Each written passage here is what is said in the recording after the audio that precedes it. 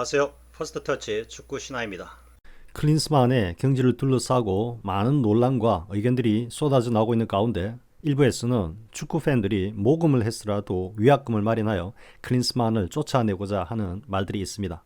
물론 이런 말에 진정성을 보자면 반 농담조이며 이렇게 해서라도 클린스만을 경질하자는 간절함의 발로라는 것은 충분히 이해가 갑니다. 그러나 이러한 발상이 비록 진정성이 없다고는 하지만 거론이 되고 있는 그 자체는 심히 유감이라고 하겠습니다. 그리고 이러한 말들은 과거 금모으기 운동을 다시 소환하면서 우리 축구 팬들이 힘을 합친다면 클린스만 정도는 그냥 쫓아낼 수 있다는 자신감을 표현한 것으로 이해되기도 합니다. 이러한 발상은 과거 IMF가 닥쳤을 때 국가의 위기 상황에서 우리 국민들이 금모으기를 통해서 그 위기를 헤쳐나왔다는 국가적, 민족적 자긍심이 그 토대를 이루고 있는 것은 분명합니다. 하지만 국가나 사회가 위기에 직면했을 때 국민들이 나서서 솔선하여 희생하고 봉사하는 이러한 현상은 기실 그 본원적인 성질 속에는 봉건주의적 적폐가 내포되어 있습니다. 정치 사회적인 피드백이라는 측면에서 볼 때 이러한 현상은 민주주의적인 루틴이 아니라 봉건적인 루틴이라는 것입니다.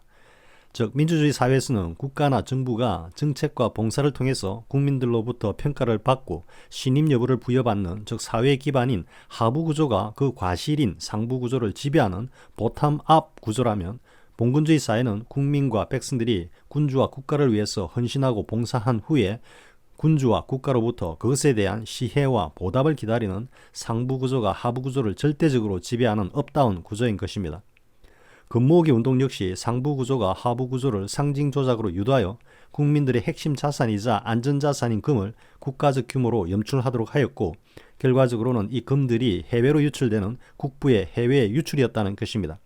그리고 금모으기 운동의 과정은 매스미디어를 통해서 대대적으로 방송을 했고 당시 우리 국민들의 정서로는 이 금모으기 운동에 동참하지 않으면 마치 반국가적 반사회적 인물로 스스로를 느낄 정도로 나쁘게 말하면 광풍과도 같은 사회적 현상이었습니다.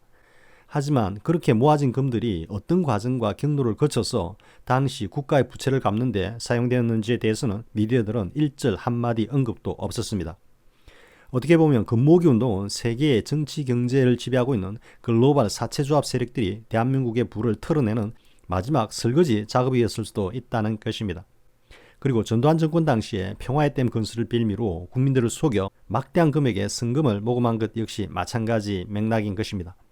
미디어들의 선전과 선동으로 사실을 조작하거나 왜곡하여 자신들의 정치 경제적인 이득을 도모하는 것은 부패한 정치 경제 권력의 공식과도 같은 작태입니다.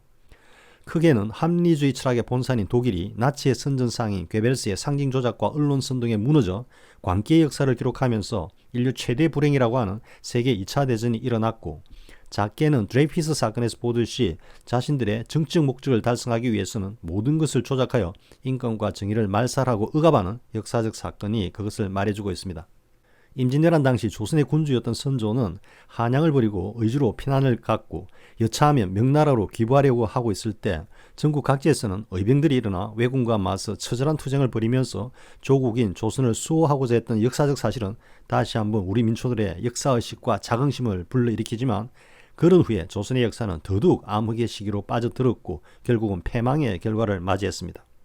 민주주의 현대국가에서는 이러한 역할의 전도가 아니라 국가와 정부는 국가와 정부의 일을 정의롭게 하고 국민과 민초는 역시 그들 자신의 일을 충실히 행하는 것이 정상적인 것이고 이들 사이에서의 역할이 전도되는 일이 없을 때 이상적인 국가와 사회가 가능하다는 것입니다. 가장 전형적이자 대규모의 이런 역할 전도는 다름 아니라 바로 혁명으로 국가의 구조 형성과 정치 권력의 행사를 위임자인 국민이 직접 나서서 주재하는 것입니다. 물론 IMF와 같은 국가적 대위기에서 금모으기 운동으로 국가의 부채 탕감에 일조를 한 것 외에도 대외적으로는 대한민국 국민들의 애국심과 단합된 의지를 전 세계에 과시했다는 점에서는 우리나라의 국격을 제고했다는 점은 부인하지 않습니다.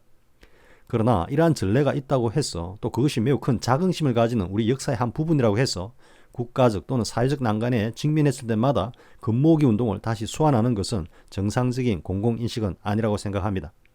클린스만 경질과 관련한 위약금 지불은 대한축구협회에서 공적인 의사 절차를 거쳐서 축협의 예산에서 지불하는 것이 정상적이고 그 후에 클린스만 감독 선임에 정몽규 회장의 책임이 있다면 정 회장에게 구상권을 청구해서 보상을 받는 것이 적정 절차라고 생각합니다.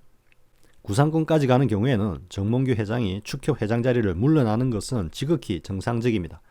그렇다고 정 회장이 자신의 사재를 털어서 클린스만에게 위약금을 지불했다고 해도 협회 수장으로서 자신의 업무와 관련한 위법 또는 불합리한 사항이 있다면 그것에 대해서 책임을 지고 또 물러나야 할 것입니다. 물론 축구 팬들의 모금으로 클린스만의 위약금을 마련한다고 하는 말은 그 진정성이나 실현 가능성에 있어서 지극히 부정적이기는 하지만 이런 식의 말들이 나오고 있는 그런 행태, 저변에 깔려있는 우리 사회의 봉건주의적 의식이 우려되어서 한마디 하였습니다. 국가, 정부, 그리고 공공단체는 툭하면 국민들과 시민들에게 무엇을 달라고 손을 벌리지 말아야 할 것입니다. 지금처럼 경제적으로 너무도 어려운 시기에 허리를 졸라맬 띠조차도 선뜻 구매하기가 어려운 이 같은 시기에는 더더욱 그렇습니다.